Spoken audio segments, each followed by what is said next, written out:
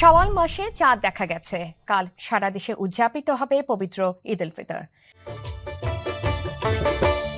রমজানের ওই রোজার শেষে এলো খুশির ঈদ। রমজানের ওই রোজার শেষে এলো খুশির ঈদ।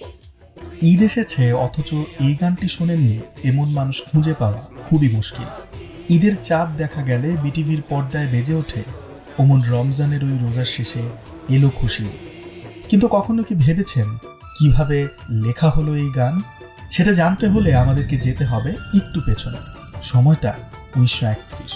মায়া মায়া চোখের ঝাঁকড়া চুলো একজন তরুণ তখন লিখে চলেছে একের পর এক চমৎকার সব গান। ছেলেটির গুণমুগ্ধ ভক্ত তখন পুরো দেশ জুড়ে। গ্রামোফোন কোম্পানি বেশ লাভও করেছে তার লেখা গান প্রচার করে। ভাবতে পারেন ছেলেটি কে? ছেলেটির নাম কাজী নজরুল ইসলাম। সে সময় থেকেই নজরুলের সঙ্গে পরিচয় আব্বাস উদ্দিনের। বয়সে খানিক ছোট হলেও তাদের বন্ধুত্ব ছিল বেশ ভালো। তবে কলকাতায় তখন কাওয়ালি গানের জোয়ার চলছে। কি মনে করে যেন আব্বাস উদ্দিন কাজী নজরুলকে বলে ফেললেন, কাজীদা, উর্দু কাওয়ালি তো বেশ চলে, আপনিও বাংলায় একটা ইসলামী গান লিখে ফেলুন না। কথাটা নজরুলের মনে ধরলেও এ তো সহজকম্য নয়, চাইলেও তো বের করে ফেলা যাবে না কোনো গান। শেষ পর্যন্ত আব্বাস উদ্দিন ছুটলেন গ্রামোফোন কোম্পানির ইনচার্জ ভগবতী ভট্টাচার্যের কাছে। কিন্তু ভগবতী বাবু তো শুনেই নাকচ করে দিলেন। এই দুর্দিনে ইসলামী গান কেই বা শুনবে? কিন্তু নাছোড়বান্দা আব্বাস উদ্দিন তো ছাড়বার পাত্র নন। তিনি মাসের পর মাস চেষ্টা চালালেন ভগবতী ভট্টাচার্যকে রাজি করবার। প্রায় 6 মাস পর একদিন ভগবতী বাবু রাজি হয়ে বললেন, আচ্ছা যাও, গান রেকর্ড হবে। এটা শুনে আব্বাস উদ্দিন উচ্ছ্বসিত হয়ে ছুটলেন কাজী নজরুলের কাছে। প্রচলিত আছে গানটি রচনা করা হয়েছিল এক বসায়। কাজী নজরুল ইসলাম আব্বাস উদ্দিনকে বাইরে বসিয়ে নিজের কক্ষে ঢুকলেন কাগজ কলম হাতে। আব্বাস উদ্দিনের তখন শুধুই অপেক্ষা। একসময় বেরিয়ে এলেন নজরুল। হাতে তার একটি পৃষ্ঠা, যার মধ্যে লেপ্টে আছে সারা পৃথিবীর বাঙালিদের ঈদের আনন্দ। লেখা হলো সেই গান যার মধ্যে লুকিয়ে আছে চাঁদ রাতের ঝলমল সময়। লেখা হলো সেই গান যা এত বছর পরেও টিকে আছে প্রজন্মের পর প্রজন্ম।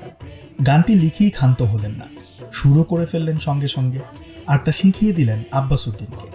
খুব দ্রুত রেকর্ড হয়ে গেল ভগবতী বাবুর স্টুডিওতে। কিন্তু তারা তখনও জানতেন না গানটির ভবিষ্যৎ কি হতে চলেছে। আজ পড়বি ঈদের নামাজ রে মন সেই ঈদ গাহে, আজ পড়বি ঈদের নামাজ রে মন সেই ঈদ গাহে, যে ময়দানে সব কাজী হয়েছে শাহিদ, যে ময়দানে। ঈদের ছুটি কাটিয়ে আব্বাস উদ্দিন কলকাতায় এসে ট্রামে শুনতে পেলেন একজন গুনগুন করে গাইছে গানটা। অবাকই হলেন তিনি। তার বুঝতে বাকি রইল না বাঙালি মুসলমানের মনে ইতিমধ্যেই ছুঁয়ে গেছে এই গান ওমন রমজানের ওই রোজার শেষে এলো খুশির ঈদ। আব্বাস উদ্দিন চলে গেছেন, কিন্তু আব্বাস উদ্দিনের কন্যা ফেরদৌসী রহমানের কণ্ঠে এখনো আমরা শুনি সেই অমর গান, বাঙালিদের ঈদের আনন্দের সুর, ওমন রমজানের ওই রোজার শেষে এলো খুশির ঈদ।